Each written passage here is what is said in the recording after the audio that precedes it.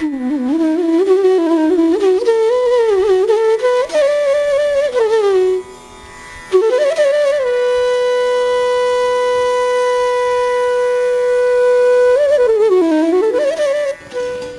ಮೇಲಿರುವ ಪೂಜ್ಯ ಸ್ವಾಮಿ ಜಿತಕಾಮಾನಂದಜಿ ಇವರ ಪರಿಚಯ ಮಾಡಿಕೊಡುವ ಸೌಭಾಗ್ಯ ನನ್ನದಾಗಿದೆ. ಸ್ವಾಮೀಜಿಯವರು ರಾಮಕೃಷ್ಣ ಮಠ ಮತ್ತು ಮಿಷನ್ನ ಅಧ್ಯಕ್ಷರಾಗಿ ಆಶ್ರಮವನ್ನು ಮುನ್ನಡೆಸ್ತಾ ಇದ್ದಾರೆ. ಶಿಕ್ಷಣ ಕ್ಷೇತ್ರದಲ್ಲಿ ಅಪಾರ ಆಸಕ್ತಿಯುಳ್ಳ ಸ್ವಾಮೀಜಿಯವರು ಮೌಲ್ಯ ಶಿಕ್ಷಣ, ವ್ಯಕ್ತಿತ್ವ ನಿರ್ಮಾಣ ಮತ್ತಿತರ ವಿಷಯಗಳ ಮೇಲೆ ಅನೇಕ ಉಪನ್ಯಾಸಗಳನ್ನು ಅನೇಕ ಕಡೆಗಳಲ್ಲಿ ನೀಡಿದ್ದಾರೆ. ಯುವಕರು ಶಿಕ್ಷಕರಿಗಾಗಿ ನೂರಾರು ವೇದಿಕೆಗಳಲ್ಲಿ ಕಾರ್ಯಾಗಾರ ನಡೆಸಿಕೊಟ್ಟಿದ್ದಾರೆ. ಸ್ವಾಮೀಜಿಯವರ ಮಾರ್ಗದರ್ಶನದಲ್ಲಿ ಆಶ್ರಮವು ಹಲವಾರು ನವ್ಯ ಕಾರ್ಯಕ್ರಮಗಳನ್ನು ಹಮ್ಮಿಕೊಳ್ತಾ ಇದೆ. ಸರಳ ನಡೆನುಡಿಯ ವೆರಿ ಅಪ್ರೋಚಬಲ್ ಅಂತ ನಾನು ಹೇಳಲಿಕ್ಕೆ ಬಯಸ್ತಾ ಇದ್ದೇನೆ. ನಮಗೆ ಭಕ್ತರಿಗೆ ಯಾವಾಗ ಬೇಕಾದರೂ ದರ್ಶನ ನೀಡುವಂತಹ ಗುರುಗಳು ಸ್ವಾಮಿ ಜಿತಕಾಮಾನಂದಜಿಯವರು ಉತ್ತಮ ವಾಗ್ಮಿ ಸಹ ಆಗಿದ್ದಾರೆ ಹಾಗೂ ವೈಚಾರಿಕತೆಗೆ ಹೆಸರುವಾಸಿಯಾಗಿದ್ದಾರೆ. ಈಗ ಈ ಸಮ್ಮೇಳನದ ಪರಿಕಲ್ಪನೆ ಮತ್ತು ಆಶಯವನ್ನು ಸ್ವಾಮಿ ಜಿತಕಾಮಾನಂದಜಿಯವರು ಪರಿಚಯ ಮಾಡಿಕೊಡಬೇಕಾಗಿ ವಿನಂತಿಸ್ತಾ ಇದ್ದೇನೆ. ಶ್ರೀ ಗುರುಭ್ಯೋ ನಮಃ. ಜನನೀಂ ಶಾರದಾಂ ದೇವೀಂ ರಾಮಕೃಷ್ಣಂ ಜಗದ್ಗುರುಂ ಪಾದಪದ್ಮೆ ತಯೋಷಿತ್ವ ಪ್ರಣಮ್ಯಾಮಿ ಮುಹುರ್ಮುಹು. ವೇದಿಕೆ ಮೇಲೆ ಉಪಸ್ಥಿತರಿರತಕ್ಕಂಥ ಎಲ್ಲ ಸಾಧು ಸನ್ಯಾಸಿಗಳಿಗೆ ನನ್ನ ನಮಸ್ಕಾರಗಳು, ಪ್ರಣಾಮಗಳು. ಡಾಕ್ಟರ್ BM ಹೆಗಡೆಯವರು ಈ ಕಾರ್ಯಕ್ರಮ ಉದ್ಘಾಟನೆಗೋಸ್ಕರ ಆಗಮಿಸಿದ್ದಾರೆ. ಅವರಿಗೂ ಸಹ ನನ್ನ ಹೃತ್ಪೂರ್ವಕವಾಗಿರ್ತಕ್ಕಂಥ ನಮಸ್ಕಾರಗಳು. ಬಹು ದೂರದಿಂದ ಬಂದಿರತಕ್ಕಂಥ ಆತ್ಮೀಯ ಆಧ್ಯಾತ್ಮಿಕ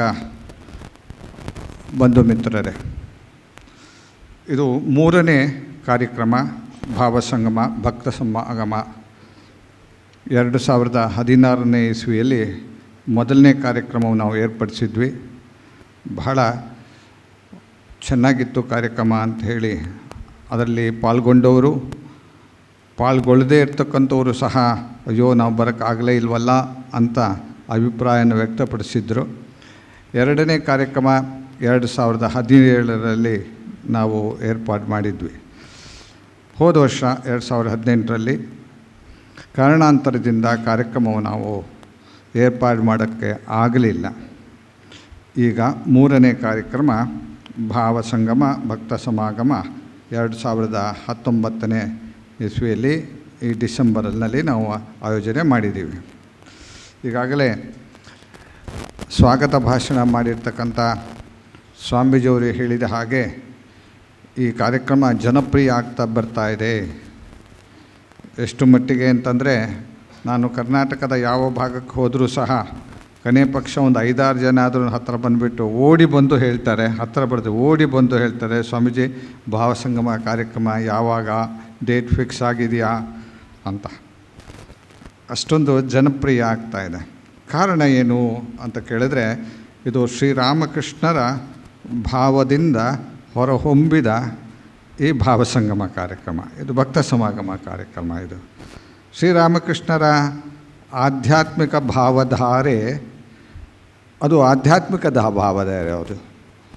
ಅವರ ಜೀವನದಿಂದ, ಅವರ ನುಡಿಯಿಂದ ಹೊರಹೊಮ್ಮಿರ್ತಕ್ಕಂಥದ್ದು ಒಂದು ಅದ್ಭುತವಾಗಿರ್ತಕ್ಕಂಥ ವ್ಯಕ್ತಿಗಳನ್ನು ಸಂಪೂರ್ಣವಾಗಿ ಭಗವಂತನ ಕಡೆಗೆ ಕರೆದುಕೊಂಡು ಹೋಗ್ತಕ್ಕಂಥ ಅದ್ಭುತ ಶಕ್ತಿ ಶ್ರೀರಾಮಕೃಷ್ಣರ ಭಾವಧಾರೆಯಲ್ಲಿದೆ, ಅವರ ಅದ್ಭುತವಾಗಿರ್ತಕ್ಕಂಥ ಶಕ್ತಿಯಲ್ಲಿ ಅಡಗಿದೆ.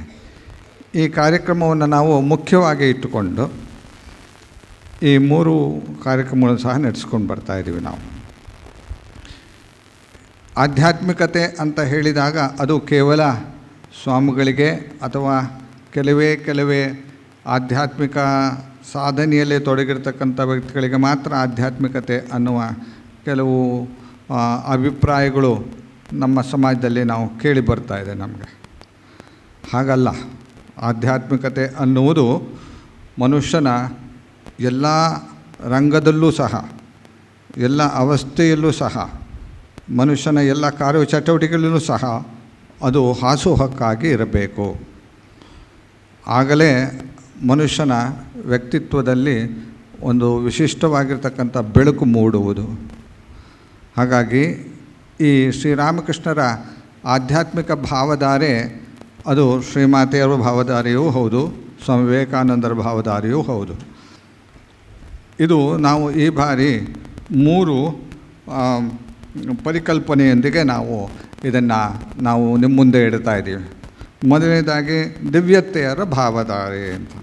ದಿವ್ಯತೆಯರ ಧಾರೆ ಶ್ರೀರಾಮಕೃಷ್ಣರು, ಶ್ರೀಮಾತೆ ಶಾರದಾ ದೇವಿಯವರು, ಸ್ವಾಮಿ ವಿವೇಕಾನಂದರ ಜೀವನದಲ್ಲಿ ಆಧ್ಯಾತ್ಮಿಕತೆಯ ಈ ಚಿಂತನೆಗಳು ಹೇಗೆ ಹಾಸುಹೊಕ್ಕಾಗಿತ್ತು, ಅದು ಹೇಗೆ ಅದು ನಮ್ಮ ಆಧ್ಯಾತ್ಮಿಕ ಪ್ರಗತಿಗೆ ಅದು ಹೇಗೆ ಸಹಾಯ ಆಗುತ್ತೆ, ಅದನ್ನು ಹೇಗೆ ನಮ್ಮ ಜೀವನದಲ್ಲಿ ಅಳವಡಿಸ್ಕೊಳ್ಬಹುದು ಅನ್ನೋದನ್ನು ಕುರಿತಾಗಿ ಇರತಕ್ಕಂಥ ಈ ಕಾರ್ಯಕ್ರಮ ಇದು. ಅದು 1 ದಿವಸ ಅದನ್ನು ನಾವು ಮುಡುಪಾಗಿಟ್ಟಿದ್ವಿ ಅದಕ್ಕೋಸ್ಕರ.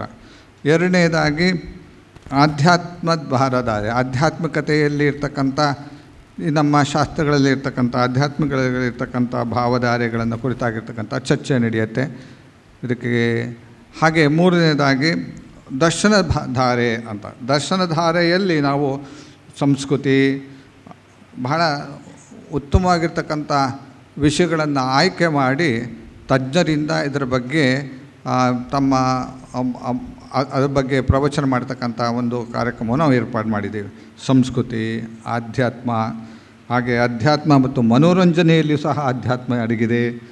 ಕಲೆಯಲ್ಲಿ ಅಂತೂ ಆಧ್ಯಾತ್ಮ ತುಂಬಿ ತುಡುಕಾಳ್ತಾ ಇದೆ. ಆರ್ಥಿಕತೆಯಲ್ಲಿ ಆಧ್ಯಾತ್ಮಿಕತೆ ಇಲ್ಲ ಅಂತಂದರೆ ಅವಸ್ಥೆ ಏನಾಗತ್ತೆ ಅಂತ ನಾವು ಸುತ್ತಮುತ್ತ ನೋಡಿದ್ರೆ ಗೊತ್ತಾಗತ್ತೆ. ಆರ್ಥಿಕತೆಯೂ ಅಲ್ಲೂ ಸಹ ಅದು ಬೆಳವಣಿಗೆ ಆಗಬೇಕು ಅಂತ ಇದ್ದರೆ ಅದರಲ್ಲಿ ಆಧ್ಯಾತ್ಮಿಕತೆ ಇರಬೇಕು.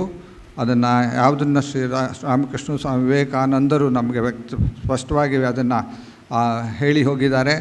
ಅದೆಲ್ಲವೂ ಸಹ ಅನ್ನೋ ಕುರಿತಾಗಿರ್ತಕ್ಕಂಥ ಈ ಚರ್ಚೆ, ಈ ಆಧ್ಯಾತ್ಮಿಕತೆ ಹೇಗೆ ಹಾಸುಹೊಕ್ಕಾಗಿದೆ, ಅದರಿಂದ ಮನುಷ್ಯನ ಪ್ರಗತಿಗೆ ಅದು ಹೇಗೆ ಸಹಾಯ ಆಗುತ್ತೆ ಅನ್ನೋದರ ಕುರಿತಾಗಿ ಈ 3 ದಿವಸಗಳ ಕಾಲ ಈ ಕಾರ್ಯಕ್ರಮವನ್ನು ಏರ್ಪಾಡು ಮಾಡಿದ್ದೀವಿ.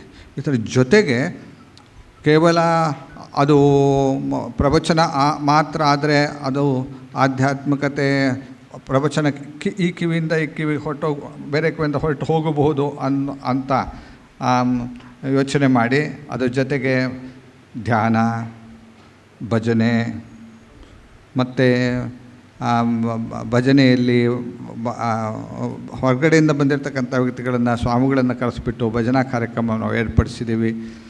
ಹಾಗೆ ಸಂಗೀತಗಾರನ ಕರೆಸಿಬಿಟ್ಟು ಏರ್ಪಾಡು ಮಾಡಿದ್ದೀವಿ.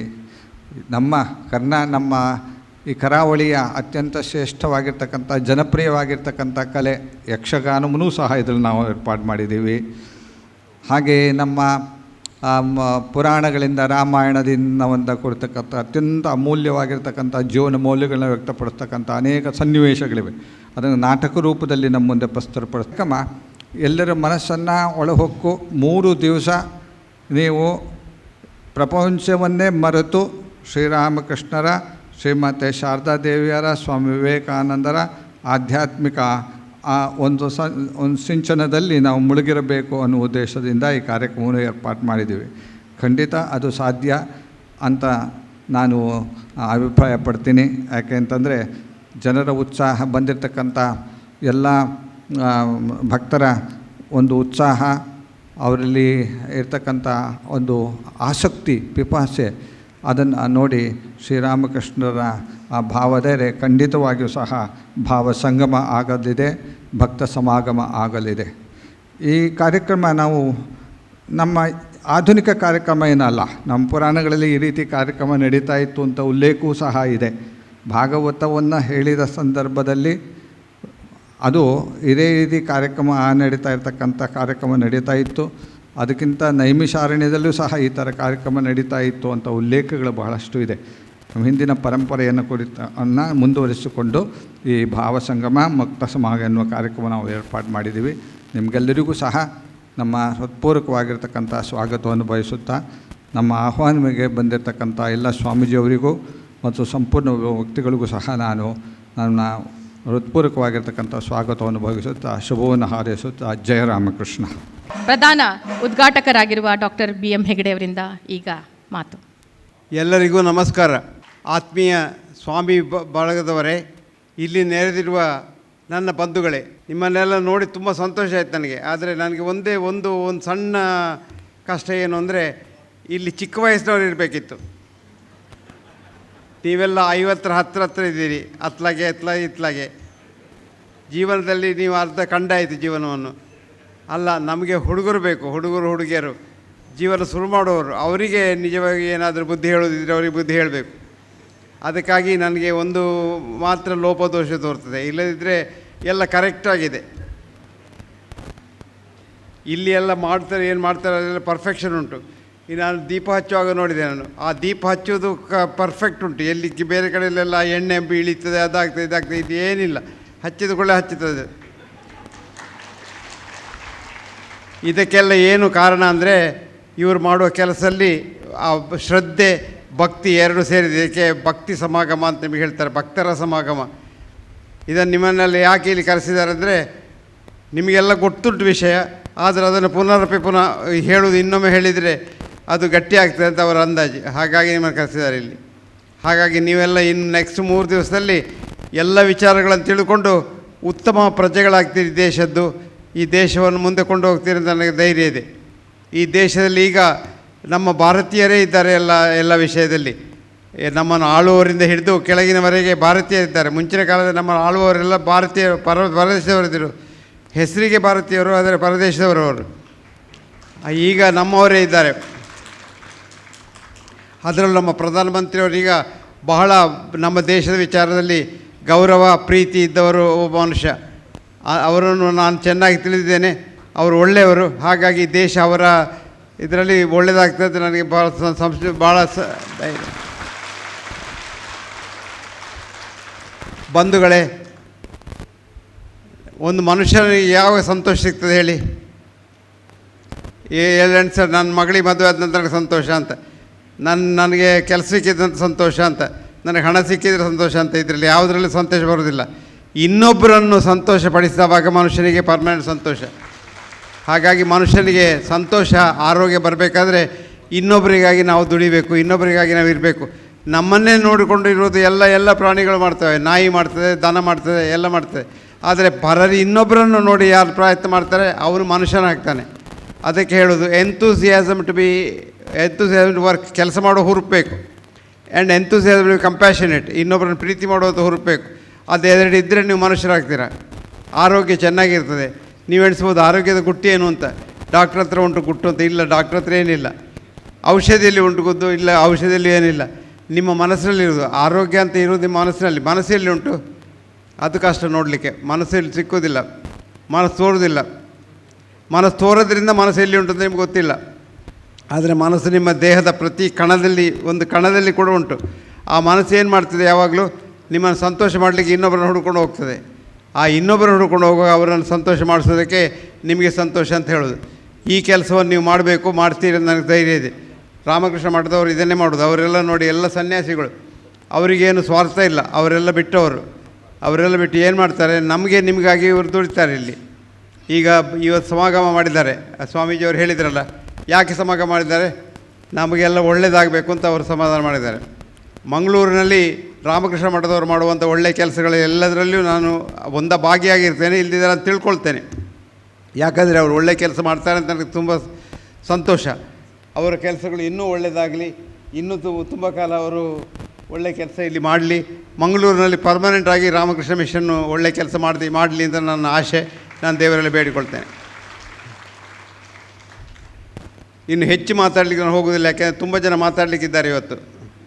ನಾನು ಇಷ್ಟೇ ಹೇಳ್ತೇನೆ, ಏಕೆಂದರೆ ನೀವೆಲ್ಲ ಇವತ್ತು ಬಂದದ್ದು ನನಗೆ ಸಂತೋಷ ಆಯಿತು.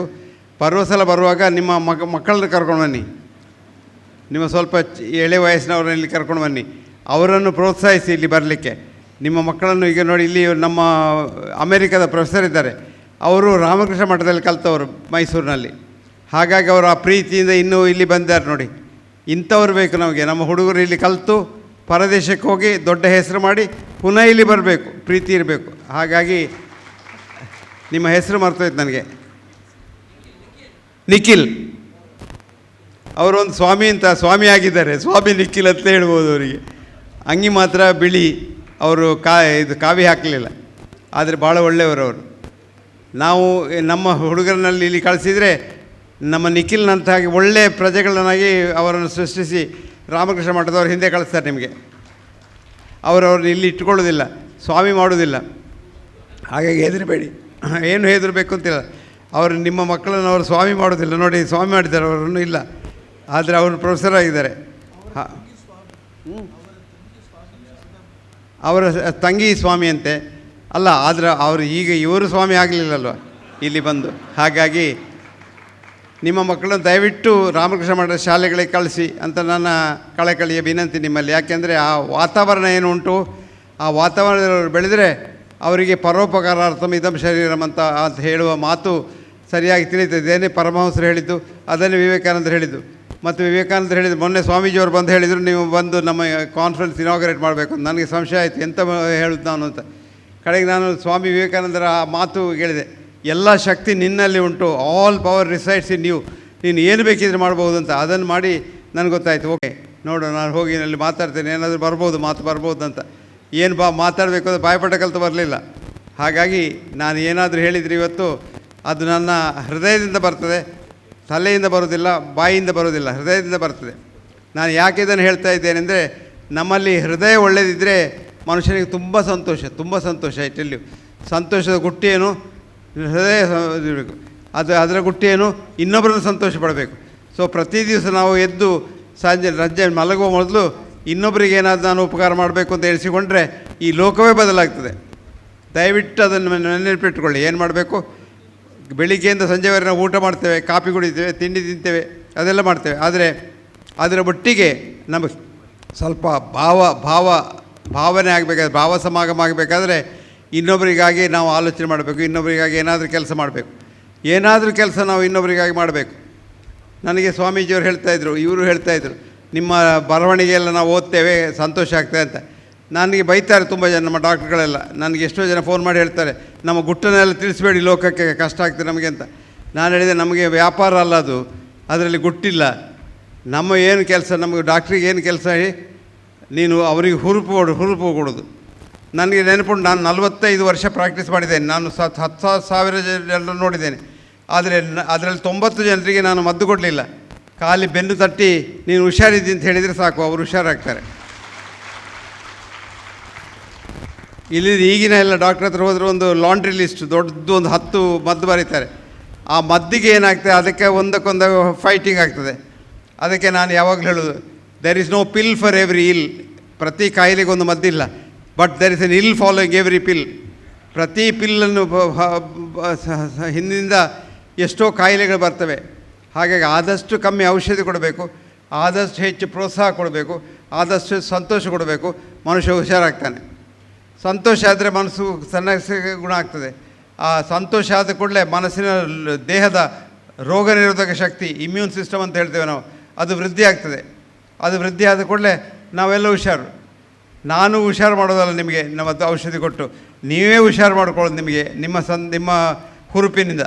ಆ ಹುರುಪು ಬರಬೇಕು. ಆ ಹುರುಪನ್ನು ಹುಟ್ಟಿಸುವಂಥವನು ಡಾಕ್ಟ್ರು.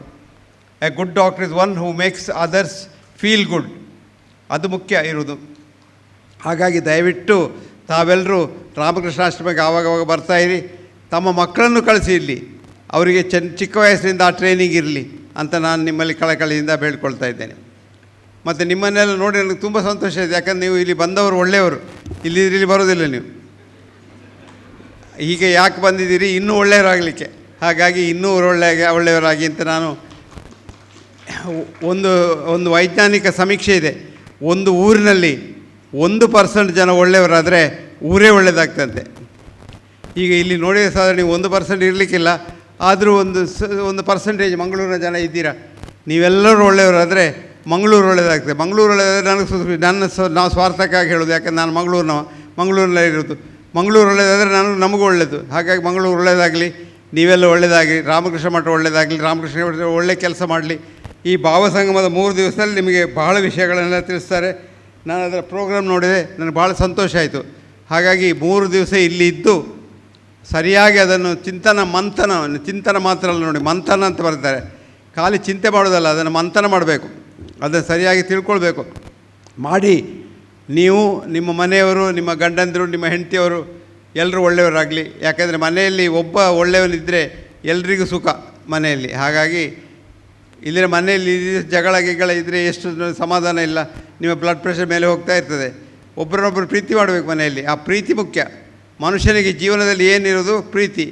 ಪ್ರೀತಿ ಅಂದರೆ ಏನು? ಇನ್ನೊಬ್ಬರ ಮೇಲೆ ಆಸೆ, ಇನ್ನೊಬ್ಬರ ಮೇಲೆ ಒಂದು ನಮಗೆ ಆಸಕ್ತಿ, ಅದಿದ್ದರೆ ಅದಕ್ಕೆ ಪ್ರೀತಿ ಅಂತ ಹೇಳೋದು. ಪ್ರೀತಿ ಅಂದರೆ ಬೇರೆ ಏನಲ್ಲ. ಈಗಿನ ಮಕ್ಕಳಿಗೆ ನಾವು ಪ್ರೀತಿ ಅಂತ ಹೇಳಿದರೆ ಅವರಿಗೆ ಬೇರೆ ಅರ್ಥ ಆಗ್ತದೆ. ಅದು ಆ ಅರ್ಥದಲ್ಲೆಲ್ಲ. ಲವ್ ಅಂದರೆ LOVE, ಕಂಪ್ಯಾಷನ್ COMPASSION. ಆ ಕಂಪ್ಯಾಷನ್ ಇರಬೇಕು ಇನ್ನೊಬ್ಬರ ಮೇಲೆ, ಎಷ್ಟು ಪ್ರೀತಿ ಇರಬೇಕು. ನನ್ನನ್ನು ಇನ್ನೊಬ್ಬರನ್ನು ನನ್ನ ಹಾಗೆ ನೋಡೋದಕ್ಕೆ ಕಂಪ್ಯಾಷನ್ ಅಂತ ಹೇಳೋದು. ಈಗ ನಾವು ದಾರಿಯಲ್ಲಿ ಹೋಗ್ತಾ ಇರುವಾಗ ಯಾರಾದರೂ ಬಿದ್ದುಕೊಳ್ತೇವೆ, ಕಷ್ಟದಲ್ಲಿರ್ತಾರೆ, ಪಾಪ ಅಂತ ಹೇಳಿ ನಾವು ಹೋಗ್ತಾ ಇರ್ತೇವೆ. ಅಲ್ಲ, ಅವನ ಕಷ್ಟದಲ್ಲಿ ನಮ್ಮನ್ನು ನಾವು ಸೇರಿಸ್ಕೊಳ್ಬೇಕು, ಅವನ ಶೂಸ್ನಲ್ಲಿ ನಮ್ಮ ಕಾಲು ಹಾಕಬೇಕು. ಆವಾಗ ಹೇಗೆ ಅಂತ ಗೊತ್ತಾಗ್ತದೆ. ಅದಕ್ಕೆ ಹೇಳೋದು ನಿಜವಾದ ಭಾವ ಸಂಕಲ್ಪ, ಎಂತ ಹೇಳೋದು, ಭಾವ ಸಂಗಮ. ಅಂಥ ಭಾವ ಸಂಗಮವನ್ನು ರಾಮಕೃಷ್ಣ ಆಶ್ರಮದಲ್ಲಿ ಮಾಡಿದ ನಮ್ಮ ಸ್ವಾಮೀಜಿಯವರು ಬಹಳ ಒಳ್ಳೆಯವರು. ಅವರು ಇಲ್ಲಿ ಬಂದಿದ್ದರೆ ನನಗೆ ಗೊತ್ತುಂಟು. ಬಹಳ ಉತ್ತಮ ಮನುಷ್ಯ, ಒಳ್ಳೆಯ ಮನುಷ್ಯ ಅವರು. ಯಾವಾಗಲೂ ಒಂದು ನೆಗೆ, ಅವರ ಮುಖ ನೋಡಿ ನೆಗೆ ಆಗ್ತಾ ಇರ್ತಾರೆ, ಎಲ್ಲ ಹಲ್ಲು ತೋರಿಸ್ತಾರೆ ಅವರು. ಹಾಗಾಗಿ ಒಳ್ಳೆಯ ಸ್ವಾಮೀಜಿಯವರು. ಅದರೊಟ್ಟಿಗೆ ಅವರ ಹಲ್ಲು ಕೂಡ ಒಳ್ಳೆಯದುಂಟು ಅಂತ ಗೊತ್ತಾಗ್ತದೆ. ಹಾಗಾಗಿ ಇಂಥ ಸ್ವಾಮೀಜಿಯವರು ಇನ್ನೂ ಹೆಚ್ಚಾಗಲಿ ರಾಮಕೃಷ್ಣ ಮಠದಲ್ಲಿ. ರಾಮಕೃಷ್ಣ ಮಠ ದೊಡ್ಡದಾಗಲಿ. ನಮ್ಮ ಸಂಸ್ಕೃತಿ ಏನಿದೆ, ಸಂಸ್ಕೃತಿ ಅಂದ್ರೇನು? ನಾವು ಯಾರು ನೋಡೋದಾಗ ಏನು ಮಾಡ್ತೇವೆ ಅದಕ್ಕೆ ಸಂಸ್ಕೃತಿ ಅಂತ ಹೇಳೋದು. Culture is that which really what you do when no one looks at you. ಬೇರೆಯವರಿಗಾಗಿ ನಾವು ಒಂದು ವೇಷ ಹಾಕ್ತೇವೆ. ಈಗ ನಿಮಗಾಗಿ ನಾನು ಒಂದು ಅಂಗಿ ಹಾಕಿಕೊಂಡು ಬರಲಿ, ನಾನು ಮನೆಯಲ್ಲಿ ಹೇಗಿರ್ತೇನೆ, ಮನೆಯಲ್ಲಿ ಏನು ಮಾಡ್ತೇನೆ, ಮನೆಯಲ್ಲಿ ಏನು ಮಾಡ್ತೇನೆ, ಅದು ಮುಖ್ಯ. ಅದರಲ್ಲಿರೋದು ನಮ್ಮ ನಿಜವಾದ ಕಲ್ಚರ್. ಅಂಥ ಒಳ್ಳೆಯ ಕಲ್ಚರ್ ನಾವು ನಮ್ಮ ಮನೆಯಲ್ಲಿ, ನಮ್ಮ ಜೀವನದಲ್ಲಿ, ನಮ್ಮ ದೇಶದಲ್ಲಿ ಮಾಡಬೇಕು ಅಂತ ನನ್ನ ಆಸೆ. ಇದು ಖಂಡಿತ ಆಗ್ತದೆ ಅಂತ ನನಗೆ ಖಂಡಿತ ಉಂಟು. ಈಗ ನಮಗೆ ನೋಡಿ, ಈಗ ಸಾಧಾರಣ 60 ವರ್ಷ ಆಗಿದೆ ನಮಗೆ ಸ್ವಾತಂತ್ರ್ಯ ಸಿಕ್ಕಿ. ಯಾರಿಗೆ ಸ್ವಾತಂತ್ರ್ಯ ಸಿಕ್ಕಿದ್ದು? ರಾಜಕಾರಣಿಗಳಿಗೆ ಮಾತ್ರ, ನಮಗಲ್ಲ. ಈಗ ನಮಗೆ ಸ್ವಾತಂತ್ರ್ಯ ಸಿಕ್ಕಿದಾಗ ತೋರ್ತದೆ. ಹಾಗಾಗಿ ಇಂಥ ನಮ್ಮ ಸ್ವಾತಂತ್ರ್ಯ ಇನ್ನೂ ಕಂಟಿನ್ಯೂ ಆಗಲಿ ಅಂತ ನಾನು ಆಶಿಸ್ತೇನೆ. ದಯವಿಟ್ಟು ರಾಮಕೃಷ್ಣ ಮಠಕ್ಕೆ ದಿವಸಾಗಲೂ ಬನ್ನಿ, ಅಥವಾ ವಾರಕ್ಕೊಮ್ಮೆ ಆದರೂ ಬನ್ನಿ. ಆಗ ಗಾಳಿ ತಾಗಿದರೆ ಸಾಕು, ಅದು ಸ್ವಲ್ಪ ಒಳ್ಳೆ ಗಾಳಿ ತಾಗಿದರೆ ನೀವು ಒಳ್ಳೆಯವರಾಗ್ತೀರ. ನೀವು ಒಳ್ಳೆಯವರಾಗಿ ನಾವು ಒಳ್ಳೆಯವರಾಗುವ, ನಮ್ಮ ದೇಶ ಒಳ್ಳೆಯದಾಗಲಿ ಅಂತ ಹೇಳಿ ನನ್ನನ್ನು ಇಲ್ಲಿ ಕರೆದು 2 ಮಾತು ಮಾತಾಡಬೇಕು ಅಂತ ನಮ್ಮ ಸ್ವಾಮೀಜಿಯವರು ಹೇಳ್ಕೊಂಡದಕ್ಕೆ ಅವರಿಗೆ ಸಂತೋಷ ಆಗಿದೆ ಇಲ್ಲೋ ಗೊತ್ತಿಲ್ಲ. ನಾನು ಏನೋ ಮಾತಾಡಿದ್ದೇನೆ, ಮತ್ತೆ ಮನೆಗೆ ಹೋಗಿ ಹೇಳಬೇಡಿ ಅವ ಹುಚ್ಚು ಏನೋ ಮಾತಾಡಿದಂತ. ಇಲ್ಲ, ನಾನು ನನ್ನ ಮನಸ್ಸಿನಲ್ಲಿ, ನನ್ನ ಹೃದಯದಲ್ಲಿ ತೋರಿದ್ದನ್ನು ನಿಮಗೆ ಹೇಳಿದ್ದು ಅದು ಸತ್ಯ. ಈ ಮಾತು ಮಾತ್ರ ಸತ್ಯ. ಇಲ್ಲಿದ್ರೆ ಏನೂ ಆಗ್ತದೆ, ನಾವು ಭಾಷಣ ಬರೆದು ಬರ್ತೇವೆ, ಇಲ್ಲದಿದ್ರೆ ಭಾಷಣ ನಮ್ಮ ಬಾಯಿಪಾಠ ಕಲಿತು ಬರ್ತೇವೆ. ಅದಲ್ಲ, ನಾನು ಬಾಯಿಪಾಠ ಕಲಿತೆಲ್ಲ ಮರ್ತು ಹೋಗಿದೆ ಇಲ್ಲಿ ಬಂದ ನಂತರ. ಇಲ್ಲಿ ಬೇರೆ ಹೇಳಬೇಕಾಯ್ತು. ದಯವಿಟ್ಟು ತಾವೆಲ್ಲ ಒಳ್ಳೆಯದಾಗಿ ಅಂತ ಹೇಳಿ ನನ್ನ 2 ಮಾತು ಮುಗಿಸ್ತೇನೆ. ವೈದ್ಯರ ಮಾತೆಂದರೆ ಸಾಮಾನ್ಯ ಮಾತಲ್ಲ, ಅದು ರೋಗಹರ. ರೋಗಿ ಬಯಸಿದ್ದು ಸಂತೋಷ, ವೈದ್ಯ ಹೇಳಿದ್ದು ಸಂತೋಷ ಅನ್ನೋ ರೀತಿ ಸಂತೋಷವಾಗಿರಲಿಕ್ಕೂ ನಾವು ಸಹ ಬಹಳ ಪ್ರಯತ್ನ ಪಡ್ತಾ ಇದ್ದೇವೆ. ಡಾಕ್ಟ್ರೇ, ತಮ್ಮ ಮಾತು ನಿಜವಾಗಿ ಮದ್ದಿನ ಹಾಗೆ ನಮಗೆ ಕೆಲಸ ಮಾಡಲಿ ಅಂತ ನಾವು ಆಶಿಸ್ತೇವೆ. ಧನ್ಯವಾದ. ತಮ್ಮ ಸ್ಫೂರ್ತಿದಾಯಕ ಮಾತುಗಳಿಗೆ, ತಮ್ಮ ಅನುಪಮ ಉಪಸ್ಥಿತಿಗೆ ಮೊದಲಾಗಿ ಸ್ವಾಮಿ ಮುಕ್ತಿದಾನಂದಜಿ ಇವರು ಆಶೀರ್ವಚನ ನೀಡಬೇಕಾಗಿ ಕೇಳಿಕೊಳ್ತಾ ಇದ್ದೇನೆ. ಜನನೀಂ ಶಾರದಾಂ ದೇವೀಂ ರಾಮಕೃಷ್ಣಂ ಜಗದ್ಗುರುಂ ಪಾದಪದ್ಮೇ ತಯೋ ಶ್ರಿತ್ವಾ ಪ್ರಣಮಾಮಿ ಮುಹುರ್ಮುಹುರ್. ನಮಃ ಶ್ರೀಯತಿರಾಜಾಯ ವಿವೇಕಾನಂದ ಸುರಯೇ ಸಚ್ಚಿತ್ಸುಖಸ್ವರೂಪಾಯ ಸ್ವಾಮಿನೇ ತಾಪಹಾರಿಣೆ. ಸರ್ವೇ ಜನಾಃ ಸುಖಿನೋ ಭವಂತು. ಶ್ರೀರಾಮಕೃಷ್ಣ ಶರಣಂ. ಪರಮ ಪೂಜ್ಯ ಸ್ವಾಮಿ ನಿತ್ಯಸ್ಥಾನಜಿ ಮಹಾರಾಜ್ ಅವರೇ, ಸ್ವಾಮಿ ಜಿತಕಾಮಾಂಜಿ ಮಹಾರಾಜ್ ಅವರೇ, ನಿರ್ಭಯಾನಂದಜಿ ಮಹಾರಾಜ್ ಮತ್ತು ವೀರೇಶಾನಂದಜಿ ಮಹಾರಾಜರೇ, ನಮ್ಮವರಾಗಿರ್ತಕ್ಕಂಥ ಅನುಪಮಾನಂದಜಿ ಮಹಾರಾಜ್ ಅವರೇ, ಮತ್ತು ಇವತ್ತಿನ ಈ ಉದ್ಘಾಟನಾ ಭಾಷಣವನ್ನು ಮಾಡಿರ್ತಕ್ಕಂತಹ ಜ್ಞಾನವೃದ್ಧರು ಮತ್ತು ಇಡೀ ಜಗತ್ತಿಗೆ ನಿಜವಾದವಾಗಿರ್ತಕ್ಕಂತಹ ಭಾರತೀಯ ಜ್ಞಾನ ಮಾತ್ರ ಅಲ್ಲ, not only knowledge but Indian wisdom ಅಂದರೆ ಏನು ಅಂತ ಪರಿಚಯಿಸಿದಂತಹ BM ಹೆಗ್ಡೆ ಅವರೇ, ನಡೆದಿರುವ ಸನ್ಯಾಸಿ ಬಾಂಧವರೇ ಹಾಗೂ ಕರ್ನಾಟಕದ ಬೇರೆ ಬೇರೆ ಭಾಗದಿಂದ ಬಂದಿರತಕ್ಕಂಥ ಭಕ್ತರೇ, ಭಾವ ಸಂಗಮ ಮತ್ತು ಭಕ್ತ ಸಮಾಗಮ ಎಂಬ ಅತ್ಯಂತ ಅರ್ಥಪೂರ್ಣವಾಗಿರ್ತಕ್ಕಂಥ ಈ ಒಂದು ಕಾರ್ಯಕ್ರಮದ ಹಿಂದೆ ಇರುವಂತಹ ಚಿಂತನೆ, ಹಿಂದೆ ಇರುವಂತಹ ಆರ್ಗನೈಸೇಷನಲ್ ಸ್ಕಿಲ್, ರಾಮಕೃಷ್ಣ ವಿವೇಕಾನಂದ ನಮ್ಮ ಭಾರತೀಯ ಸಂಸ್ಕೃತಿ, ಜನ ಮನ, ಇವರಿಗೆ ಒಂದು ಪ್ರೋಗ್ರಾಮ್ ಮೂಲಕ, ಒಂದು ಕಾರ್ಯಕ್ರಮದ ಮೂಲಕ ನಿಜವಾದ ಒಂದು ಸರಿಯಾದ ಅರ್ಥಪೂರ್ಣ ಶಿಕ್ಷಣ ಸ್ಫೂರ್ತಿ ಭಾವ. ಶಿಕ್ಷಣ ಅಂದರೆ ವಿಚಾರ ತಲುಪಿಸುವಂಥದ್ದು, ಡಿಸೆಮಿನೇಷನ್ ಆಫ್ ಐಡಿಯಾಸ್ ಅಂತ ಹೇಳ್ತಾರೆ, ಪವರ್ ಆಫ್ ಐಡಿಯಾಸ್ ಅನ್ನು ಜನರಿಗೆ ತಿಳಿಸುವಂಥದ್ದು, ಅದನ್ನು ಭಾವಾತ್ಮಕವಾಗಿ ತಿಳಿಸುವಂಥದ್ದು, ಭಾವ ಅಂದರೆ ಏನು ಎಂಬುದನ್ನು ಅರ್ಥ ಮಾಡಿಕೊಳ್ಳುವಂಥದ್ದು, ಅದರ ಸಂಗಮ, ಭಾವದ ಸಂಗಮ ಅಂತ ಹೇಳೋದನ್ನು ಈ ವಿಸ್ತೃತವಾಗಿರ್ತಕ್ಕಂಥ 3 ದಿವಸದ ಕಾರ್ಯಕ್ರಮ ಜದಕಾಮಾಂಜಿಯವರು ತಮಗೆ ವಿವರಿಸಿ ಹೇಳಿದರು. ಬರೀ ಪ್ರವಚನ ಮಾತ್ರ ಅಲ್ಲ, ಈಗ ರಾಮಾಯಣದ ಒಂದು ಕಾರ್ಯಕ್ರಮ ಇಟ್ಟಿದ್ದಾರೆ. ಅದರಲ್ಲಿ ರಾಮನನ್ನು ಅಪೇಕ್ಷಿಸುವಂತಹದ್ದು, ಆ ರಾಮನನ್ನು ಸುಗ್ರೀವ, ಹನುಮ ಎಲ್ಲರೂ ಕೂಡ ಶ್ರೀರಾಮ ಪ್ರತೀಕ್ಷಾ ಎಂಬುದು ಕೂಡ ಒಂದು ಅತ್ಯಂತ ಕಾರ್ಯಕ್ರಮ. ವಿವಿಧ ರೀತಿಯಲ್ಲಿ ಕೂಡ ಜನಮನಕ್ಕೆ ಆಧ್ಯಾತ್ಮ ಭಾವಧಾರೆಯನ್ನು, ದಿವ್ಯತ್ರಯರ ಭಾವಧಾರೆಯನ್ನು ಮತ್ತು ನಮ್ಮ ಭಾರತೀಯ ಪರಂಪರೆಯಲ್ಲಿರುವಂತಹ ರಾಮಾಯಣ ಆಗಲಿ, ವಚನ ಸಾಹಿತ್ಯ ಆಗಲಿ, ದಾಸ ಸಾಹಿತ್ಯ ಆಗಲಿ, ಎಲ್ಲದರ ಆ ದರ್ಶನ ಸಾಹಿತ್ಯದ ನಿಮಗೆ ಅತ್ಯಂತ ನಿಕಟ ಪರಿಚಯ ಮಾಡುವಂಥದ್ದು ಕಾರ್ಯಕ್ರಮವನ್ನು ಹಮ್ಮಿಕೊಂಡಿದ್ದಾರೆ. ಇದು ಅತ್ಯಂತ ಅರ್ಥಪೂರ್ಣ, ಸ್ಫೂರ್ತಿದಾಯಕ, ಶ್ಲಾಘನೀಯ. Abridged course on Indian spiritual culture. ಈ 3 ದಿವಸದಲ್ಲಿ ನೀವು ಏನು ಅರ್ಥ ಪಡೀತೀರಿ ಅಂತ ಹೇಳಿದ್ರು, ಇದನ್ನು ಚೆನ್ನಾಗಿ ನೀವು ಗ್ರಹಿಸಿ, ಚಿಂತಿಸಿ, ಮಂತಿಸಿ ಮತ್ತು ಅದನ್ನು ಹೇಗೆ ನಿಮ್ಮ ಜೀವನದಲ್ಲಿ ತರಬೇಕು ಎಂಬುದರ ಪ್ರಯತ್ನ ನಾವೆಲ್ಲರೂ ಮಾಡಬೇಕು. ನೋಡಿ, ಭಾವ ಸಂಗಮ ಅಂತ ಹೇಳಿದರೆ ನಮ್ಮ ದೇಶದಲ್ಲಿ ಅತ್ಯಂತವಾಗಿ ನಮಗೆ ಬೇಕಾಗಿರ್ತಕ್ಕಂತಹದ್ದು ಭಾವ ಅಂದರೆ ಇಮೋಷನ್. ಸೈಕಾಲಜಿಸ್ಟ್ ಹೇಳ್ತಾರೆ emotion is a magazine of power ಅಂತ. ನಿಮ್ಮ ಭಾವವನ್ನು, ಭಾವ ಎಂಬುದು highest power of human mind. Swami Vivekananda, intellect is lame. ಭಾವದ ಒಂದು ವಿಂಗ್ಸ್ ಇಂದ ಮಾತ್ರ ನಾವು ನಮ್ಮ ಜೀವನವನ್ನು ಉಜ್ಜೀವನವನ್ನಾಗಿ ಮಾಡಲಿಕ್ಕೆ ಸಾಧ್ಯ. ಸೊ ಭಾವವನ್ನು ಭಗವಂತನಿಗೆ ಕೊಡುವಂಥದ್ದು. ಭಾವ ಅಂದರೆ ಇಮೋಷನನ್ನು. ಮನಸ್ಸಿಗೆ 4 ರೀತಿಯ ಶಕ್ತಿ ಇದೆ. ಒಂದು ಇಮೋಷನ್ ಅಂದರೆ ಭಾವ, ಇಂಟೆಲಿಜೆನ್ಸ್ ಅಂದರೆ ಬುದ್ಧಿ, ಇಚ್ಛಾಶಕ್ತಿ ವಿಲ್ ಅಂದರೆ ಮೆಮರಿ, 4ನೇದು ಸ್ಮೃತಿ ಶಕ್ತಿ 4 ಸ್ಮೃತಿ ಮೆಮರಿ. ಈಗ emotion is a chief captain, ಭಾವ.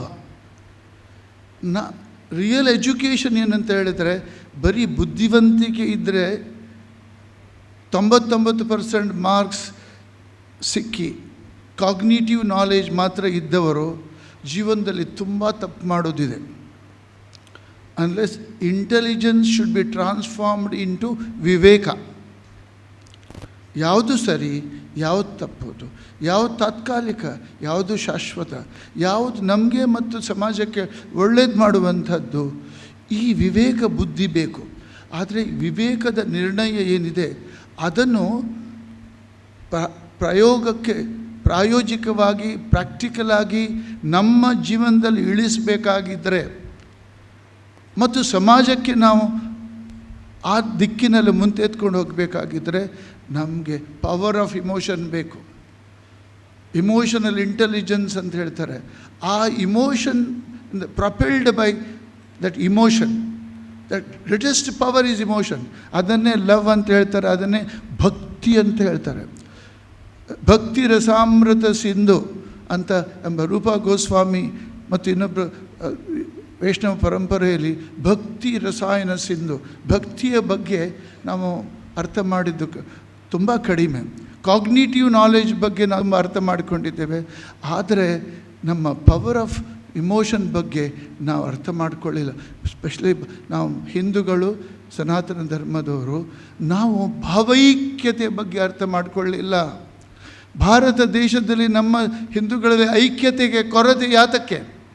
ನಮ್ಮಲ್ಲಿ ಎಲ್ಲ ಸಾಕಷ್ಟು ಜ್ಞಾನ ಇದೆ, ಜ್ಞಾನದ ಕೊರತೆಯೇ ಇಲ್ಲ. ಇಷ್ಟೊಂದು ವೇದಾಂತ, ಎಷ್ಟು ವಿಜ್ಞಾನ, ಎಲ್ಲದರ ಕೊರತೆ ಇದೆ. ಆದರೆ ನಾವು ಎಲ್ಲರೂ ಒಂದಾಗಿ ಒಮ್ಮನಸ್ಸಿನ ಒಗ್ಗೂಡಿ ನಮ್ಮ ಸಂಸ್ಕೃತಿಯ ರಕ್ಷಣೆ ಮಾಡುವಂಥದ್ದು, ನಮ್ಮ ಸಂಸ್ಕೃತಿ, ನಮ್ಮ ಹಿಂದೂ ಸಂಸ್ಕೃತಿ, ನಮ್ಮ ಸನಾತನ ಸಂಸ್ಕೃತಿಯನ್ನು ನಮ್ಮ ಜನರಿಗೆ ಕೊಡುವಂಥದ್ದು. We have ಮಿಸರಬಲಿ failed in giving our culture. ನಮ್ಮ ಸನಾತನ ಸಂಸ್ಕೃತಿಯನ್ನು ನಮ್ಮ ಜನರಿಗೆ ಜಾತಿ ಕುಲ ಗೋತ್ರದ ತಾರತಮ್ಯ ಇಲ್ಲದೆ 1000 ವರ್ಷದಲ್ಲಿ ಕೊಟ್ಟಿದ್ದೇವಾ? ಕೊಟ್ಟಿದ್ರೆ ಈ ಅಧೋಗತಿ ಬರ್ತಿರಲಿಲ್ಲ. ನಮ್ಮ ಧರ್ಮವನ್ನು ಬಿಟ್ಟು ಯಾರ್ಯಾರು ಹೋಗ್ತಿರಲಿಲ್ಲ ಆಚೆ. ಇವತ್ತಿಗೂ ಕೂಡ ಈಗ ಅವಶ್ಯಕತೆ ಇರುವುದು, ಡೆಸ್ಪರೇಟ್ ನೀಡಿಯನ್ ಅಂತ ಹೇಳಿದರೆ, ಈ ಭಾವೈಕ್ಯತೆಯಿಂದ ಶಕ್ತರಾಗಿ, ಭಾವದಿಂದ ನಮ್ಮ ಸನಾತನ ಧರ್ಮದ ವಿಜೃಂಭಿತ ಈ ವಿಶ್ವಮಾನ್ಯ ಜ್ಞಾನವನ್ನು ಅರ್ಥ ಮಾಡಿ, ಭಾವದ ಶಕ್ತಿಯಿಂದ, ಭಾವೈಕ್ಯತೆಯ ಶಕ್ತಿಯಿಂದ ಎಲ್ಲ ಜನರಿಗೆ ಕೊಡುವಂತೆ ಮಾಡುವಂಥದ್ದು ನಮ್ಮ ಆದ್ಯ ಕರ್ತವ್ಯ. ಇದಕ್ಕೋಸ್ಕರ ಸ್ವಾಮಿ ವಿವೇಕಾನಂದರು ನಮ್ಮ ಭಾರತೀಯ ಸಂಸ್ಕೃತಿಯ ಈ ಒಂದು ಜ್ಞಾನವನ್ನು ಸರಳೀಕರಿಸಿ, ಸುಲಭೀಕರಿಸಿ, ಪ್ರಾಯೋಗೀಕರಿಸಿ, ಅದನ್ನು ಹಳ್ಳಿಯ ಜನಮನಕ್ಕೆ reach it to the every door of a remote village ಅಂತ ಆವಾಗಲಿಂದ ಹೇಳಿದ್ದಾರೆ ಅವರು. Up India and conquer the world by spirituality. ನಮ್ಮ ಅಧ್ಯಾತ್ಮವನ್ನು ವಿಶ್ವಕ್ಕೆ ನಾವು ಕೊಡಬೇಕಾಗಿದ್ದರೆ ನಮ್ಮ ಜನರಿಗೆ ಕೊಡೋದು ಬೇಡವಾ? ಮೊದಲು ನಮ್ಮ ಹಳ್ಳಿಯವರಿಗೆ ನಮ್ಗೆ ಅದಕ್ಕೆ ಬಿದ್ದದ್ದೇ ಇಲ್ಲ. ನಾವು ನಮ್ಮ ಒಂದು ಸಂಕುಚಿತವಾದ ಒಂದು ವಠಾರದಲ್ಲಿ ಇದ್ದುಬಿಟ್ಟು we are captive in the 4 walls of our own prison. ಆದ್ದರಿಂದ ಒಂದು ರಾಮಕೃಷ್ಣಾಶ್ರಮ, ಒಬ್ಬರು ಸಾಧುಗಳು ಏನು ಮಾಡಲಿಕ್ಕೆ ಸಾಧ್ಯ? ನಾವು ಕೋಟ್ಯಾಂತರ ನಮ್ಮ ಥರ ಜನಮನ ಹಳ್ಳಿಯಲ್ಲಿ ನಮ್ಮ ಸಂಸ್ಕೃತಿಯ ಯಾವ ಥರದ ಜ್ಞಾನ ಇಲ್ಲದೆ ಅಂತಹ ಜನರಿಗೆ ನಾವು ಹೇಗೆ ಬಡಿದೆಬ್ಬಿಸಬೇಕು? ಅದಕ್ಕೆ ಭಾವಶಕ್ತಿ ಬೇಕು. ಸ್ವಾಮಿ ವಿವೇಕಾನಂದ ಹೇಳ್ತಾರೆ, ರಾಜಕ ಶಕ್ತಿಯೂ ಬೇಕು. ಇವತ್ತಿನ ನಗಾರಿ ಕೇಳಿದ್ರಲ್ಲ, ಬೆಳಗಿಂದ ನಗಾರಿ, ಸ್ವಾಮಿ ವಿವೇಕಾನಂದರು ಹೇಳ್ತಾರೆ, ಇಂಥ ನಗಾರಿ ಮತ್ತು ಡೋಲುಗಳಿಂದ ನಾವು ತಮಸ್ಸಿನಲ್ಲಿ ಮಲಗಿದವರು, ಅವರನ್ನು ತಮಸ್ಸನ್ನು ಬಡಿದೆಬ್ಬಿಸಿ, ತಮಸ್ಸಲ್ಲಿದ್ದವರಿಗೆ ಯಾವ ಥರದ ಏನು ಮಾಡಲಿಕ್ಕೆ ಸಾಧ್ಯ ಇಲ್ಲ. ನಮ್ಮ ಹೆಚ್ಚಿನ ಜನರು ಸ್ವಾರ್ಥ ಎಂಬುದು ತಮಸ್ಸು, ವಿಶೇಷವಾಗಿರೋ ಸ್ವಾರ್ಥ ಎಂಬ ತಮಸ್ಸು. ಆ ಸ್ವಾರ್ಥ ಎಂಬ ತಮಸ್ಸಲ್ಲಿ ಮಲಗಿ ಬಿಟ್ಟಿದ್ದೇವೆ ನಾವು. ಆದ್ದರಿಂದ ನಮಗೆ ಸುತ್ತಮುತ್ತಲಿನ ದಾರಿದ್ರ್ಯ, ಅಜ್ಞಾನ ಕಾಣ್ತಾನೇ ಇಲ್ಲ. ಸ್ವಾಮಿ ವಿವೇಕಾನಂದರು ಹೇಳ್ತಾರೆ, do you know your next door neighbour is living a life worse the neighbourhood, can you sleep? ಇಡೀ ಭಾರತದ ಸಂಚಾರ ಮಾಡಿ ಪರಿವ್ರಾಜಕರಾಗಿ ಅಂಗೈಯಂತೆ ನಮ್ಮ ಈ ಜೀವನ ದರ್ಶನವನ್ನು ನೋಡಿಬಿಟ್ಟು ಕನ್ಯಾಕುಮಾರಿಗೆ ಹೋಗಿ ಅಲ್ಲಿ ಅವರು ಭಾವೈಕ್ಯತೆಯ ಬಗ್ಗೆ, ಅಲ್ಲಿ ಅವರು ಭಾವಸಂಗಮದ ಬಗ್ಗೆ, ಅಲ್ಲಿ ಅವರು ಭಕ್ತ ಸಮಾಗಮದ ಬಗ್ಗೆ ನಮಗೆ ಹೇಳಿದಂಥ ಪಾಠ. ಅದನ್ನು ಮೈಸೂರು ಮಹಾರಾಜರಿಗೆ ಅಮೇರಿಕಕ್ಕೆ ಹೋಗಿ ಅವರು ಯಶಸ್ವಿಯಾಗಿದ್ದರೂ ಕೂಡ ನೋಡಿ, ಭಾವ ಅಂತ ಹೇಳಿದ್ರೆ ಅವರು ಶಿಕಾಗೋ ಧರ್ಮ ಸಮ್ಮೇಳನದಲ್ಲಿ ಭಾಷಣ ಮಾಡಿ ಯಶಸ್ವಿಯಾಗಿ ಲಕ್ಷಾಂತರ ಜನರು ಅವರನ್ನು ತುಂಬ ಪ್ರೈಸ್ ಮಾಡಿದಾಗಲೂ ಕೂಡ ಅದೇ ದಿವಸ ರಾತ್ರಿ ಕಣ್ಣೀರು ಸುರಿಸಿ ಭಾರತದ ಕಡೆ ನೋಡುತ್ತಾ ಆ ಸುಖದ ಸುಪ್ಪತ್ತಿಯಲ್ಲಿ ಮಲಗಲಿಕ್ಕೆ ಆಗದೆ ಆ ಭಾರತ ದರ್ಶನ ಮಾಡಿ ಬಡವರು, ದೀನರು, ರೋಗಗ್ರಸ್ತರು ಅವರ ಅಭ್ಯುದಯ ಹೇಗೆ ಸಾಧ್ಯ? ಭಾರತದ ಪುನರುತ್ಥಾನ, ಬಡವರನ್ನು ಬಡಿದೆಬ್ಬಿಸಿಬಿಟ್ಟು ಅವರನ್ನು ಹೇಗೆ ನಾವು ನಿಜವಾದ ಯೋಗ್ಯವಾಗಿರತಕ್ಕಂಥ ನಾಗರಿಕರನ್ನಾಗಿ ಮಾಡುವಂಥದ್ದು ಹೇಗೆ ಸಾಧ್ಯ ಎಂಬುದರ ಬಗ್ಗೆ ತುಂಬ ಗಾಢವಾಗಿ ಚಿಂತನೆ ಮಾಡಿದವರು. ಅದೇ ಭಾವೈಕ್ಯ.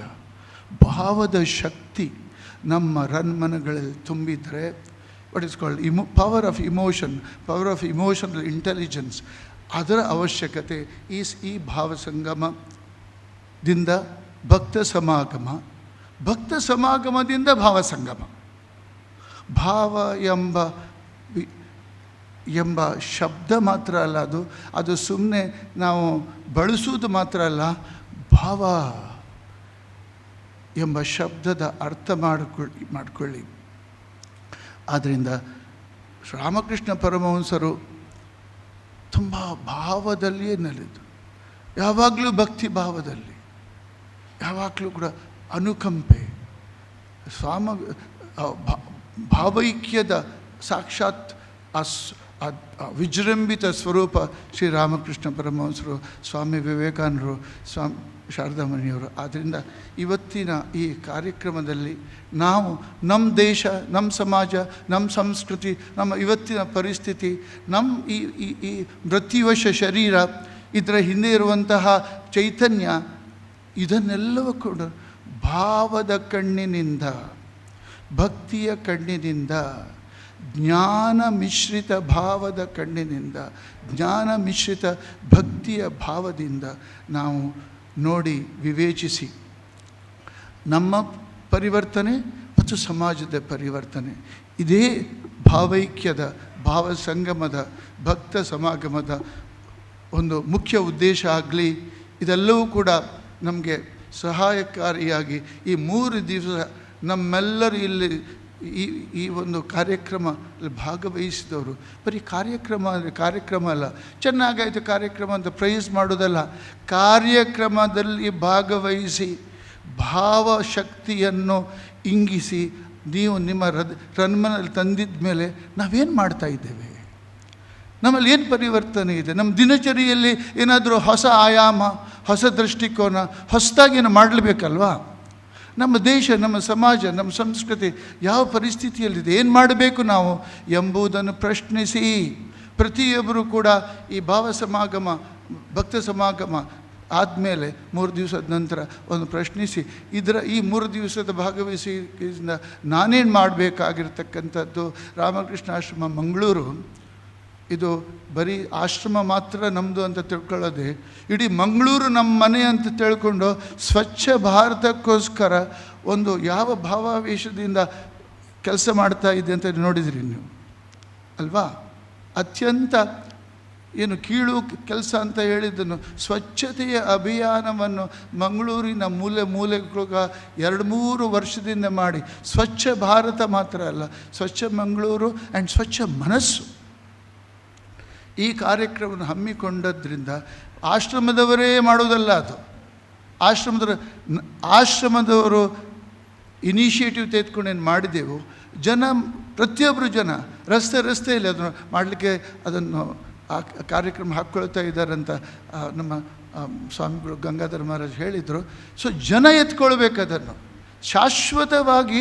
ಸ್ವಚ್ಛ ಮಂಗಳೂರು ಎಂಬುದು ಪ್ರತಿ ಮನೆಯವರು, ಪ್ರತಿ ರೋಡ್ ಅವರವರ ಕಮಿಟಿ ಮಾಡಿಬಿಟ್ಟು ನಾವು ನಮ್ಮ ಮಂಗಳೂರನ್ನು ಸ್ವಚ್ಛ ಮಾಡಬೇಕು. ನಮ್ಮ ಮನೆ ಸ್ವಚ್ಛ ಇದ್ದರೆ ಸಾಕಾಗೋದಿಲ್ಲ, ಇಡೀ ಮಂಗಳೂರು ನಮ್ಮ ಮನೆ, ಇಡೀ ಭಾರತ ನಮ್ಮ ಮನೆ. ಇದೇ ಭಾವೈಕ್ಯ, ಇದೇ ಭಾವ ಸಂಗಮ. ಆದ್ದರಿಂದ ಇದನ್ನೆಲ್ಲ ನಿಜವಾದ ರೀತಿ ಅರ್ಥ ಮಾಡಿ ನಮ್ಮ ನಾಲೆಜಿಗೂ what we know and what we understand ಅದಕ್ಕೆ ಗ್ಯಾಪ್ ಇರಬಾರ್ದು. What we understand and what we practice ಅದಕ್ಕೆ ಗ್ಯಾಪ್ ಇರಬಾರ್ದು.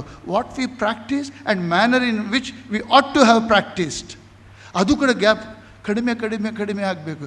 ಈ ಭಾವೈಕ್ಯದಿಂದ ಎಲ್ಲಿಂದ ಸ್ಫೂರ್ತಿ, ಜ್ಞಾನ, ಪ್ರಾಯೋಗಿಕತೆ, ಈ 3 ದಿವಸದ ಕಾರ್ಯಕ್ರಮ ಅತ್ಯಂತ ಶ್ರೀಮಂತ ಪ್ರಭಾವಪೂರ್ಣ ಪ್ರವಚನ ಮಾತ್ರ ಅಲ್ಲ, ಇಲ್ಲಿಯ ಸಾಂಸ್ಕೃತಿಕ ಕಾರ್ಯಕ್ರಮವನ್ನು ಗಮನಿಸಿ, ಒಂದೊಂದಾದಮೇಲೆ ಒಂದೊಂದು ಗಮನಿಸಿ, ಪ್ರತಿಯೊಂದನ್ನು ನೀವು ನೋಟ್ಸ್ ಮಾಡಿಕೊಳ್ಬೇಕು. ನೀವು ಇಟ್ಸ್ ಲೈಕ್ ಎನ್ ಎಜುಕೇಷನ್, ಬರೀ ಮನೋರಂಜನೆ ಅಲ್ಲ ಇದು. ನಮಗೆ ಪ್ರತಿಯೊಂದನ್ನು ಮನೋರಂಜನೆ ಅಂತ ತಿಳ್ಕೊಳ್ತೇವೆ. ಇದು ಮನೋರಂಜನೆ ಮತ್ತು ಇದನ್ನು ಪ್ರೈಸ್ ಮಾಡೋದು ಮಾತ್ರ ಅಲ್ಲ, ಇದನ್ನು ನಾವು ಗ್ರಹಿಸಿ ನಮ್ಮ ಜೀವನದಲ್ಲಿ ತರಬೇಕು, ನಮ್ಮ ಸಮಾಜದ ಪರಿವರ್ತನೆ ಆಗಬೇಕು. ಭಗವಂತ ದಿವ್ಯತ್ರಯರು ನಮಗೆ ಕೃಪೆ ಮಾಡಲಿ. ಮಂಗಳೂರು ಆಶ್ರಮದ ಈ ಅತ್ಯಂತ ಅರ್ಥಪೂರ್ಣವಾಗಿರತಕ್ಕಂಥ ಕಾರ್ಯಕ್ರಮ ಅತ್ಯಂತ ಶ್ಲಾಘನೀಯವಾಗಿದೆ. ಅದು ಎಲ್ಲ ಜನಮನಕ್ಕೆ ಒಂದು ಹೊಸ ಶಿಕ್ಷಣ, ಸ್ಪಿರಿಚುವಲ್ ಎಜುಕೇಷನ್ ಮತ್ತು ಇಮೋಷನಲ್ ಎಜುಕೇಷನ್ ಕೊಡುವಂಥ ಕಾರ್ಯಕ್ರಮ ಅಂತ ಹೇಳ್ತಾ ಎರಡು ಮಾತು. ಇದನ್ನು ಆಯೋಜಿಸಿದ ಮಂಗಳೂರು ಆಶ್ರಮಕ್ಕೆ ನನ್ನ ಹಾರ್ದಿಕ ಧನ್ಯವಾದಗಳು. ಇದಕ್ಕೆ ಶ್ರಮಿಸಿದ ಸಾಧು ಸಂತರು, ಭಕ್ತರು ಎಲ್ಲರಿಗೂ ಕೂಡ ನಮ್ಮ ಹಾರ್ದಿಕ ಧನ್ಯವಾದಗಳು. ವಿ ರಾಮಕೃಷ್ಣ. ನಗರೀಕರಣದ ಬಿರುಸಿಗೆ ಭಾವಶೂನ್ಯರಾಗುತ್ತಿರುವ ನಮ್ಮನ್ನು ಕುರಿತು ಭಾವ ಸಮೃದ್ಧಿಯ ಬಗ್ಗೆ ಮಾತನಾಡಿ ಭಾವಶಕ್ತಿಯ ಪರಿಚಯ ಮಾಡಿದ ಅಮೂಲ್ಯ ನುಡಿಮುತ್ತುಗಳನ್ನು ನೀಡಿದ ಸ್ವಾಮಿ ಮುಕ್ತಿದಾನಂದಜಿ ಇವರಿಗೆ ಹೃತ್ಪೂರ್ವಕ ವಂದನೆಗಳು. ವೇದಿಕೆ ಮೇಲೆ ವಿರಾಜಮಾನರಾಗಿರುವ ಪೂಜ್ಯ ಸ್ವಾಮಿ ನಿತ್ಯಸ್ಥಾನಂದಜಿ ಮಹಾರಾಜ್, ಮುಖ್ಯಸ್ಥರು ರಾಮಕೃಷ್ಣ ಮಿಷನ್ ದಾವಣಗೆರೆ, ಇವರು ಆಶೀರ್ವಚನ ನೀಡಬೇಕಾಗಿ ಕೇಳ್ಕೊಳ್ತಾ ಇದ್ದೇನೆ. ಈ ಸಭೆಯನ್ನು ಉದ್ಘಾಟಿಸಿರ್ತಕ್ಕಂಥ ಪದ್ಮಭೂಷಣ ಶ್ರೀಯುತ BM ಹೆಗಡೆಯವರೇ, ಆತ್ಮೀಯರಾಗಿರ್ತಕ್ಕಂಥ ಪೂಜ್ಯ ಸ್ವಾಮಿ ಚಿತ್ತಕಾಮಾನಂದಜಿ ಮಹಾರಾಜರವರೇ, ಮುಕ್ತಿದಾನಂದಜಿ ಮಹಾರಾಜರವರೇ, ಅನುಪಮಾನಂದಜಿ ಮಹಾರಾಜರವರೇ, ನಿರ್ಭಯಾನಂದಜಿ ಮಹಾರಾಜರವರೇ, ವೀರೇಶಾನಂದಜಿ ಮಹಾರಾಜರವರೇ ಹಾಗೂ ನನ್ನ ಇತರ ಸನ್ಯಾಸಿ ಸಹೋದರರೇ ಮತ್ತು ಭಕ್ತ ಬಾಂಧವರೇ, ಈ ಒಂದು ವಿಶೇಷವಾಗಿರ್ತಕ್ಕಂಥ ಸಮಾರಂಭ, ಇಲ್ಲಿ ಇಷ್ಟೊಂದು ಜನ ನೀವೆಲ್ಲ ಭಕ್ತರು ನೆರೆದಿರ್ತಕ್ಕಂಥದ್ದೇ ಹೆಚ್ಚು ಭಾವಪೂರ್ಣವಾಗಿರ್ತಕ್ಕಂಥದ್ದು. ಇದೇ ಒಂದು ಭಾವ ಸಂಗಮ. ನಿಮ್ಮೆಲ್ಲರ ಭಕ್ತಿ ಭಾವಗಳು ಕೂಡ ಇಲ್ಲಿ ಸಂಗಮವಾಗಿರ್ತಕ್ಕಂಥದ್ದು ಒಂದು ವಿಶೇಷ ಒಂದು ಸನ್ನಿವೇಶ. BM ಹೆಗಡೆಯವರು ಮಾತಾಡ್ತಾ ಹೇಳಿದರು, ಬೇರೆಯವರಿಗೆ ಸಂತೋಷವನ್ನು ಉಂಟು ಮಾಡ್ತಕ್ಕಂಥದ್ದೇ ನಿಜವಾಗಿರ್ತಕ್ಕಂಥ ಸೇವೆ ಅಂತ ಅಂದ್ಬಿಟ್ಟು. ನಾವು ಬೇರೆಯವರ ಉಂಟು ಮಾಡಬೇಕಾದ್ರೆ ನಾವು ಕೂಡ ಸಂತೋಷವಾಗಿರಬೇಕು. ನಮ್ಮಲ್ಲೂ ಒಂದು ಸಂತೋಷ ಇದ್ದರೆ ಅದನ್ನು ಬೇರೆಯವರಿಗೆ ಹಂಚ್ಕೊಳ್ಳೋಕೆ ಸಾಧ್ಯ. ಅದರಿಂದ ನೀವೆಲ್ಲರೂ ಕೂಡ ಸಂತೋಷವಾಗಿರಬೇಕು. ನೀವೆಲ್ಲರೂ ಸಂತೋಷವಾಗಿದ್ದಾಗ ಎಲ್ಲ ಮನೆಯಲ್ಲೂ ಕೂಡ ಎಲ್ಲರೂ ಕೂಡ ಸಂತೋಷದಿಂದ ಇರೋಕ್ಕೆ ಸಾಧ್ಯ. ಸಂತೋಷಂ ಜನಯೇತ್ ಪ್ರಾಜ್ಞಃ ತದೇವೇಶ್ವರ ಪೂಜನಂ ಅಂತಂದ್ಬಿಟ್ಟು ಸಂಸ್ಕೃತದಲ್ಲಿ ಒಂದು ಸುಭಾಷಿತ ಇದೆ. ಪ್ರಾಜ್ಞರಾಗಿರ್ತಕ್ಕಂಥವರು ಇತರರಿಗೆ ಸಂತೋಷವನ್ನು ಉಂಟು ಮಾಡಬೇಕಂತೆ. ತದೇವೇಶ್ವರ ಪೂಜನಂ, ಅದೇ ಭಗವಂತನ ಆರಾಧನೆಯಂತೆ. ಸ್ವಾಮಿ ಸುರೇಶಾನಂದಜಿಯವರು ಇದನ್ನು ಮತ್ತೆ ಮತ್ತೆ ಹೇಳ್ತಾ ಇದ್ದರು. ಈ ಒಂದು ಸಂತೋಷವನ್ನು ಉಂಟು ಮಾಡ್ತಕ್ಕಂಥದ್ದು, ಪರಸ್ಪರ ಸಂತೋಷವನ್ನು ಉಂಟು ಮಾಡ್ತಕ್ಕಂಥದ್ದು ಅನೇಕ ರೀತಿಯಲ್ಲಿ ನಾವು ಸಂತೋಷವನ್ನು ಉಂಟು ಮಾಡ್ಬೋದು. ಮನೆಗಳಲ್ಲಿ ಇತರರಿಗೆ ಕೆಲವು ಒಳ್ಳೆಯ ಮಾತುಗಳನ್ನು ಹೇಳೋದ್ರ ಮೂಲಕ ಸಂತೋಷವನ್ನು ಉಂಟು ಮಾಡ್ಬೋದು. ಬೇರೆಯವರಿಗೆ ಸಹಾಯ ಮಾಡೋದ್ರ ಮೂಲಕ, ಸೇವೆ ಮಾಡೋದ್ರ ಮೂಲಕ ಸಂತೋಷವನ್ನು ಉಂಟು ಮಾಡ್ಬೋದು. ಇದು ಯಾವುದೋ ಆಗದೇ ಇದ್ದರೆ ಪ್ರಾರ್ಥನೆಯ ಮೂಲಕ ಸಂತೋಷವನ್ನು ಉಂಟು ಮಾಡ್ಬೋದು. ಎಲ್ಲ ಮನೆಯಲ್ಲಿ, ಸಂಸ್ಥೆಯಲ್ಲಿ, ಎಲ್ಲ ಕಡೆಯೂ ಕೂಡ ಸಮಾಜದಲ್ಲಿ ಭಾವಸಂಗಮ ಯಾವ ರೀತಿ ಆಗುತ್ತೆ ಅಂತಂದ್ಬಿಟ್ರೆ ಪ್ರಾರ್ಥನೆಯ ಮೂಲಕ ಆಗುತ್ತೆ. ಹೃತ್ಪೂರ್ವಕವಾಗಿ ಇತರರಿಗೆ ಒಳ್ಳೆಯದಾಗಲಿ ಅಂತ ಪ್ರಾರ್ಥನೆ ಮಾಡೋದ್ರ ಮೂಲಕ ಅಲ್ಲಿ ಭಾವಸಂಗಮವಾಗುತ್ತೆ. ಆ ಭಾವಸಂಗಮವಾದಾಗ ಅದಕ್ಕೊಂದು ವಿಶೇಷವಾಗಿರ್ತಕ್ಕಂಥ ಶಕ್ತಿ ಇರುತ್ತೆ, ಅದು ಇತರರಿಗೆ ಒಳ್ಳೆಯದನ್ನುಂಟು ಮಾಡುತ್ತೆ. ಆ ರೀತಿ ಒಂದು ಭಾವಶಕ್ತಿಯನ್ನು ನೀವು ಪ್ರಾರ್ಥನೆಯ ಮೂಲಕ ಸೃಷ್ಟಿಸಬೇಕು. ಅದು ನಿಜವಾಗೂ ಕೂಡ ಸಮಾಜದ ಮೇಲೆ, ವ್ಯಕ್ತಿಗಳ ಮೇಲೆ ಒಂದು ಒಳ್ಳೆಯ ಪರಿಣಾಮವನ್ನು ಸತ್ಪರಿಣಾಮವನ್ನು ಉಂಟು ಮಾಡುತ್ತೆ. ಈ ವಿಶೇಷ ಕಾರ್ಯಕ್ರಮವನ್ನು ಆಯೋಜಿಸಿ ನಿಮಗೆಲ್ಲರಿಗೂ ಕೂಡ ಸಂತೋಷವನ್ನು ಉಂಟು ಮಾಡೋದಕ್ಕೋಸ್ಕರನೇ ಈ ಕಾರ್ಯಕ್ರಮ ಇರತಕ್ಕಂಥದ್ದು. ಪೂಜ್ಯ ಚಿತ್ತಕಾಮಾನಂದಜಿಯವರು ತಮ್ಮ ವಿಶೇಷ ಪರಿಶ್ರಮದಿಂದ ಅವರ ಸಹಕರಿಸಿರ್ತಕ್ಕಂಥ ಬೇರೆ ಎಲ್ಲ ಸಾಧುಗಳು ಎಲ್ಲರೂ ಕೂಡ ಅತ್ಯಂತ ಪರಿಶ್ರಮದಿಂದ, ಅತ್ಯಂತ ಆಸಕ್ತಿಯಿಂದ ಈ ಒಂದು ಸಂತೋಷಜನಕವಾಗಿರ್ತಕ್ಕಂಥ ಕಾರ್ಯಕ್ರಮವನ್ನು ಆಯೋಜಿಸಿದ್ದಾರೆ. ಅವರಿಗೆ ನಾನು ವಿಶೇಷವಾಗಿ ಧನ್ಯವಾದಗಳನ್ನು ಅರ್ಪಿಸ್ತೀನಿ. ಈ ಸಂತೋಷವನ್ನು ನೀವು ಪಡೆದುಬಿಟ್ಟು ಇದು ಇಲ್ಲೆಲ್ಲ ಹೇಳಿದ್ದಾರೆ, ಧಾರೆ ಅಂತ ಹೇಳಿದ್ದಾರೆ, ದಿವ್ಯತ್ರಯರ ಧಾರೆ, ದರ್ಶನ ಧಾರೆ, ಈ ರೀತಿ ಧಾರೆ ಅಂತ ಹೇಳಿದ್ದಾರೆ. ಈ ಧಾರೆ ಈ ಆಶ್ರಮದ ಗೇಟಿಗೆ ಮಾತ್ರ ನಿಂತು ಹೋಗ್ಬಿಡಬಾರ್ದು. ಈ ಧಾರೆ ಇನ್ನೂ ಮುಂದುವರಿಬೇಕು. ನಿಮ್ಮ ಮನೆಗೂ ಕೂಡ ಈ ಧಾರೆ ಹರಿದು ಹೋಗ್ತಕ್ಕಂಥದ್ದು ಇದು ಹರಿದು ಹೋಗಬೇಕು. ಅಲ್ಲಿಂದ ನಿಮ್ಮ ಮನೆಯವರು ಎಲ್ಲರಿಗೂ ಕೂಡ ಹರಿಬೇಕು, ಪಕ್ಕದ ಮನೆಯವರಿಗೂ ಹರಿಬೇಕು, ಎಲ್ಲ ಕಡೆಯೂ ಹರಿಬೇಕು. ಆ ರೀತಿ ಹರಿಯುವಂತೆ ಮಾಡ್ತಕ್ಕಂಥದ್ದು ಇದನ್ನು ಭಾವಧಾರೆಯನ್ನು ಈಗ ಉಗಮ ಆಗಿದೆ. ಇಲ್ಲಿ ಈ ಉಗಮವಾಗಿರ್ತಕ್ಕಂಥ ಈ ಧಾರೆಯನ್ನು ಮುಂದುವರಿಸ್ಕೊಂಡು ಹೋಗ್ತಕ್ಕಂಥದ್ದು ನಿಮ್ಮ ಕರ್ತವ್ಯ. ಇಷ್ಟು ಹೇಳಿಬಿಟ್ಟು ಎಲ್ರಿಗೂ ಕೂಡ ಶುಭಾಶಯನ್ನು ಕೋರ್ತಾ ನಾನು ಕೆಲವು ಮಾತುಗಳನ್ನು ಮುಗಿಸ್ತೀನಿ. ನಮಸ್ತೆ. ಭಾವಸಂಗಮಕ್ಕೆ ಸೂಕ್ತವಾದ ಆನಂದದಾಯಕ ಜ್ಞಾನಪ್ರಚೋದಕ ಸುಧಾ ಸದೃಶ ನುಡಿಗಳಿಗಾಗಿ ಪರಮ ಪೂಜ್ಯ ಸ್ವಾಮಿ ನಿತ್ಯಸ್ಥಾನಂದಜಿ ಮಹಾರಾಜ್ ಇವರಿಗೆ ಹೃತ್ಪೂರ್ವಕ ಧನ್ಯವಾದಗಳನ್ನು ಹೇಳ್ತಾ ಇದ್ದೇವೆ.